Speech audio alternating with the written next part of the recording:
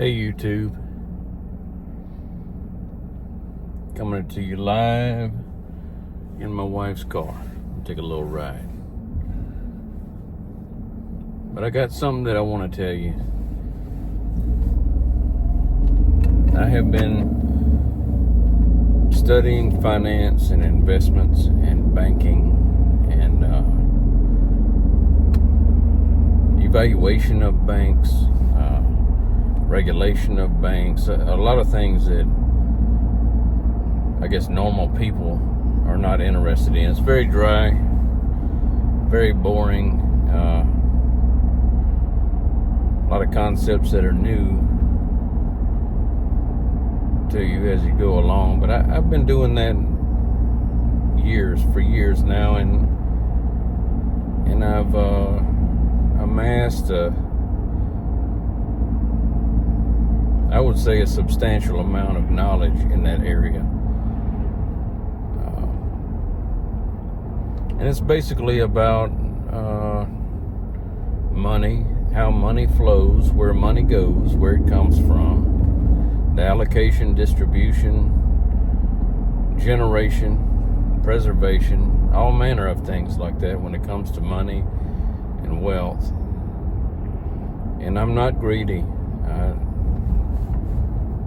I like money, I guess. I like it because I like how things work, and I think I've been that way my whole life. When I was a little old enough to where I could talk and begin to ride a bicycle, my dad caught me one day when he came home from work. And, they didn't have the little bicycles in those days. They had just regular kid bicycles, They didn't have all these little, whatever that is, 6-inch or 8-inch little wheels with training wheels and all that. So my dad had me like a regular kid's bike, and I learned to ride that and crashed a lot as I learned. But one day he came home and I had that thing upside down, and I was spinning the wheels or the back wheel and seeing how it turned around and how the pedal worked and all that. My dad, he's told me this story many times. He says that he walked up and asked me what I was doing, and I described to him that I was seeing how it worked. And I think that I was probably 6 or 7 years old at the time. And according to him, I've always been that way. I've always looked to see how things work. And I think that's true. It's I think it's characterized many of the pursuits and perspectives that I have on life and I guess a lot of things, even military strategy and just basically the structure of how things move and how they work. I think it's always interested me. So money and finance is no different than that. Some people were concerned along the way, and they thought maybe I was getting too involved in it. But that's another thing about my nature, is that when I get interested in something, I get really interested in it. And I look at all the things and I try to understand all the things that nobody else knows or wants to know, because I really want to understand it. And money is just another one of those things.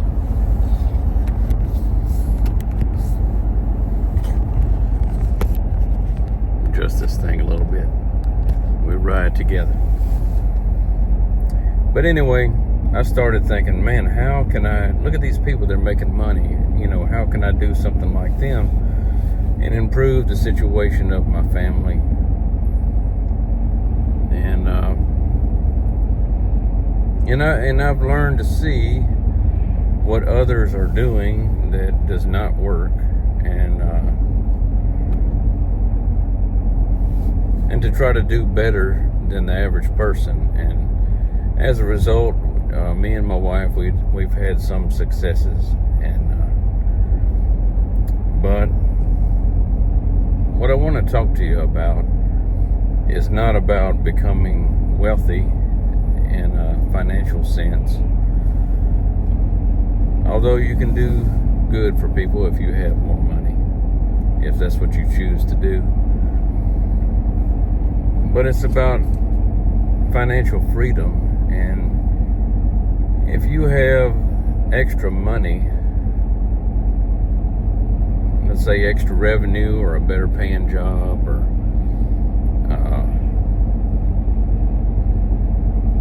whatever, a lump sum, an inheritance or anything, and the first thing you do is go out and expand your lifestyle, and lifestyle creep is what they call it. All of a sudden now you don't have a Casio or a Timex, now you got a Rolex, or you don't have a normal house, you have a mansion or something like that, or whatever. You try to appease yourself and your own desire for comfort and all that. And some amount of comfort is okay, and everybody needs that, especially if they're in pain or or having hard times or anything like that. They need relief. And of course, for shelter, you need to have a place to get in out of the cold or out of the heat. Today is it's very cold where I live. Doesn't normally get this cold where I live. You might notice my accent. I live in the South. Today, well, in a couple hours or so, it's going to start dropping down. It's going to get down to about maybe 15 degrees or even lower. And that's the actual temperature. The wind chill is going to be less. So people need to get out of the cold. They need to get out of the heat. But if somebody has extra income and the first thing they do is go out and create, rather than create wealth, they create debt for themselves and financial obligations that they have to fulfill, then they're not headed toward freedom.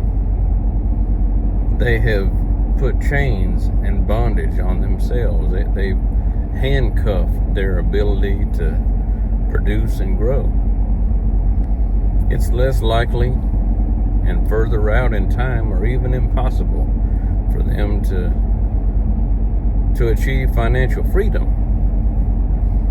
And the funny thing is, they think if they have extra money and they got a BL on their purse or something like that, that means that they made it. No, they didn't go forward. They went further in a problem, that they had before. They're addicted to stuff, and they're willing to go in debt to have that stuff. So the likelihood of somebody like that ever being financially free is very slim. They're blind to what they're doing. They don't know what's going on, and they don't see the point and the dangers in debt. That's not success. In my opinion, that is failure, at least in terms of being able to see and understand what's going on, because they're not even aware of what's going on. They're oblivious,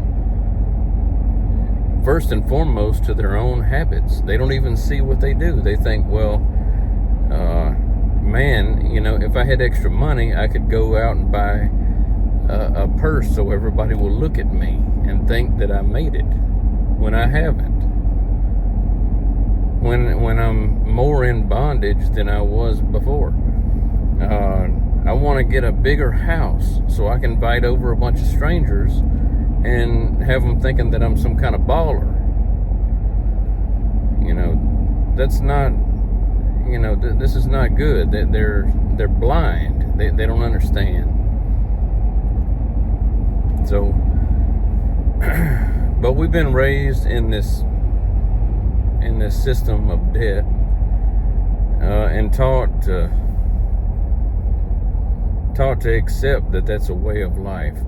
And unfortunately, unless you can stack up enough for a house, you don't have much choice, I don't think, but to go into debt for a house, at least anyway. It's such a big purchase. But I want to tell you that my goal in money, I want a lot of money. I want a lot of money. I like money for how it works, and I want a lot of it. But it's not to buy my wife a purse or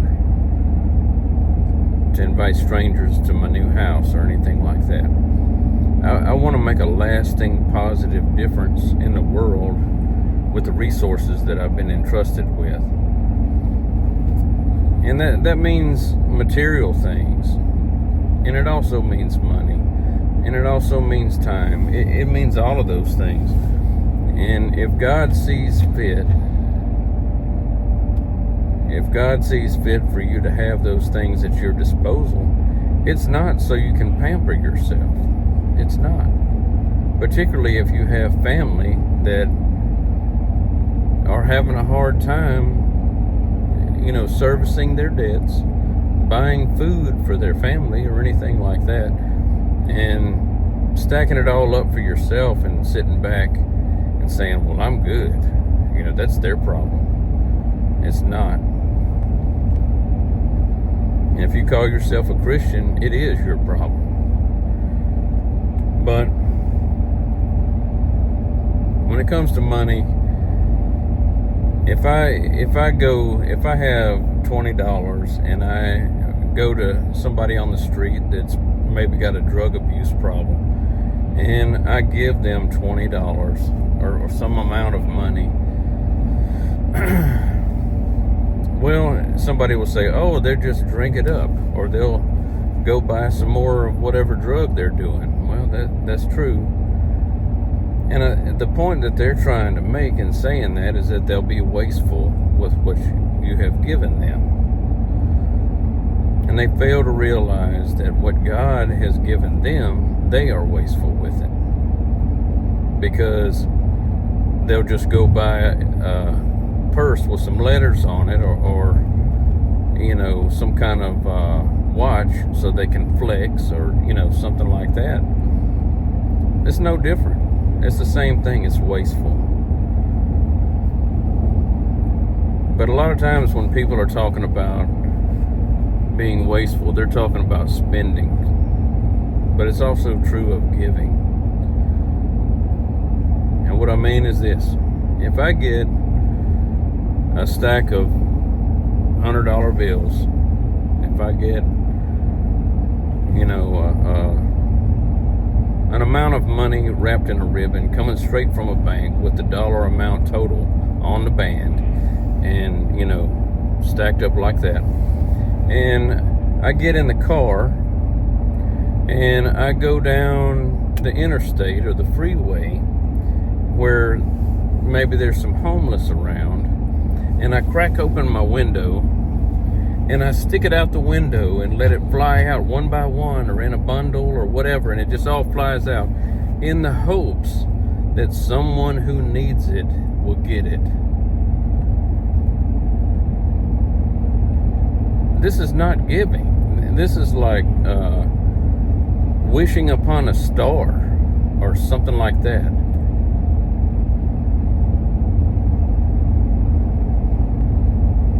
God is not indiscriminate. He gives when we need it, when we're deserving, and he sees our need. He meets that. There's too many examples of the Bible that prove that. And I can't, just speaking for myself, I can't see God, riding down the interstate holding a stack of money out the window in the hopes that it will get there. No. Giving is specific, and to do so correctly requires discernment and love for your fellow man, and not to be deceived, and be selective and led by the Holy Spirit in your giving, and to be a blessing to the ones that you're shown, not swindled by a man behind a pulpit because he's got a little white thing on his neck, or because he's old brother so-and-so. Well, brother so-and-so or father whoever he is, what are they going to do with that? Well, who's to say? Who's to say? And I'm not saying that giving to a church is bad. I understand that. For the preaching of the gospel, it's good to have a place to go and do that, and to congregate in an assembly, which is the meaning of church, is assembly. You don't have to have a building to do that. You can do that under some trees. It doesn't take much to make an assembly, just a little space. That's it. But I think that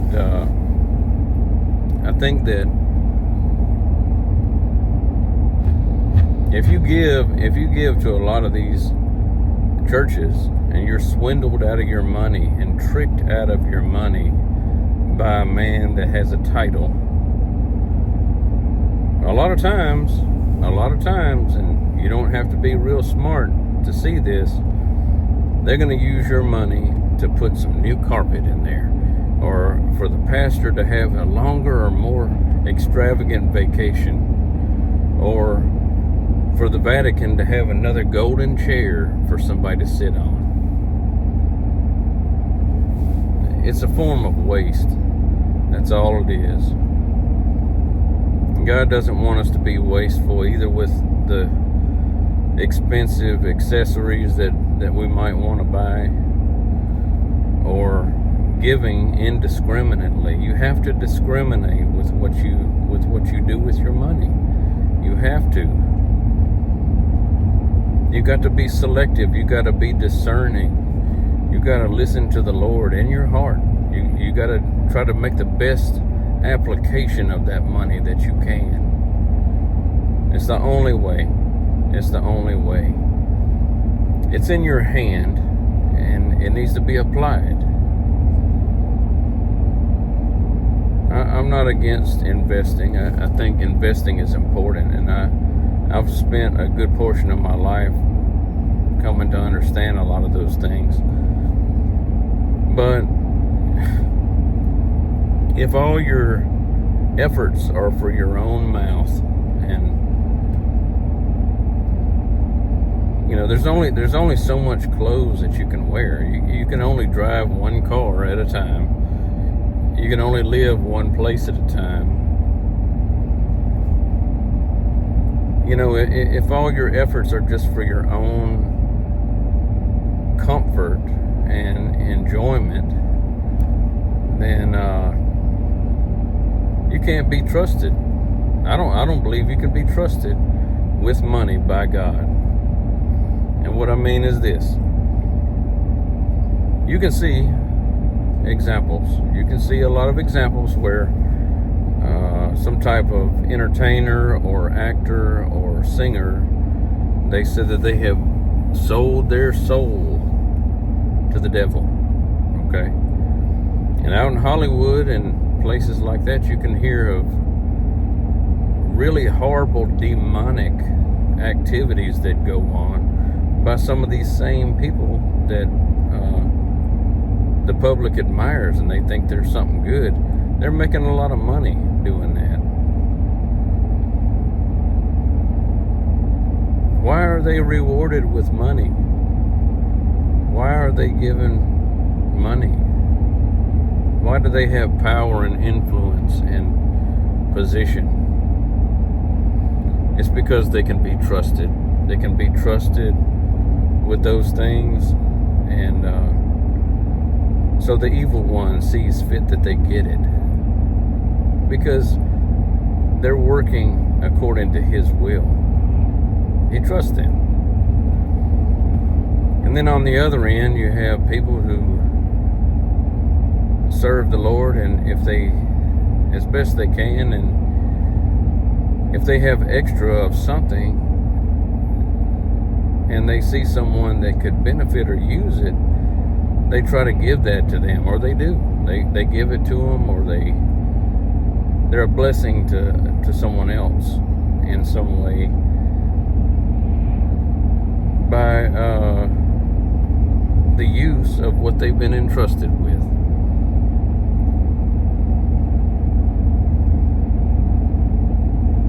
Then, from God's perspective, God can rely upon them. They're proving faithful with what He's entrusted them with. They're working out His will with those things.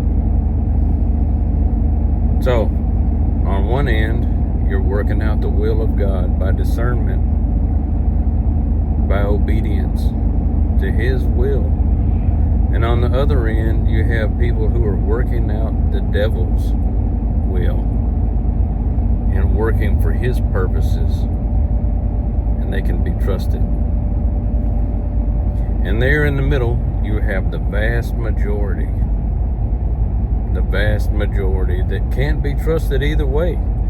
They can't be trusted by God with money or resources, and the devil can't trust them either. They're unreliable.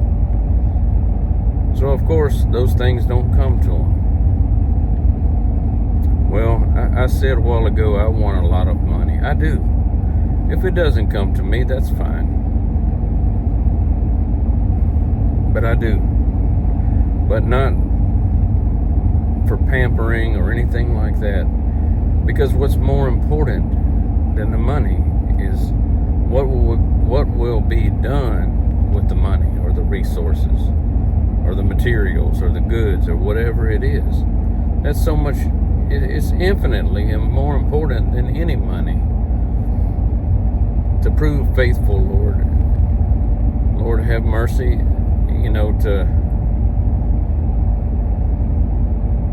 to be faithful, to be trustworthy, and not just to be honorable in a moral sense or for other people's gaze, but that you know in your heart and in your spirit that you're working out His will.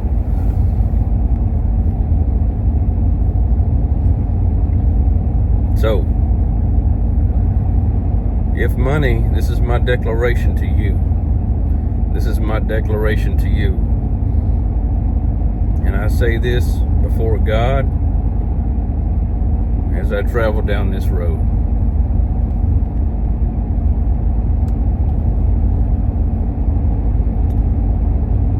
If God sees fit for me to be blessed with that, I intend to operate and move according to His will as best I understand it, in the application and generation and protection and distribution, all manner of stewardship when it comes to that stuff. And it may be you that gets benefited from that at some point in the future.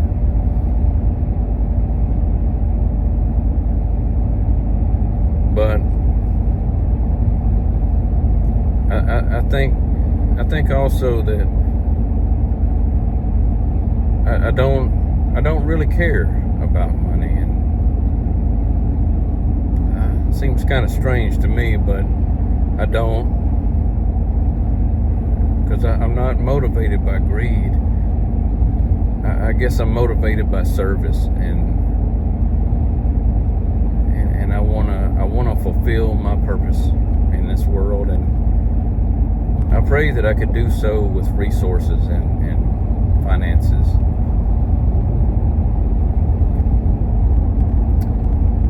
But it's my hope that you, if you find yourself with extra, that you will work to get yourself out of debt, that you will make extra payments, that you will escape from the clutches of debt and of the evil forces that wish for you to be trapped by that you will go into the garden of freedom, and that you will open up into a field that's wide open with opportunities that abound, because your money is no longer called for. There's no claims on it because you've gotten away from that. I want my family out of debt. I want you out of debt, but not just so that you can stack up trinkets, but so that you can be a blessing. And as I said before, I believe that the most important thing is what you will do when you find it in your hands or within your reach. And I pray that you become all that God wants you to be, and that you use what He places in your hands in ways that please Him. It's my goal, and I pray that it's yours too. Let's get to freedom.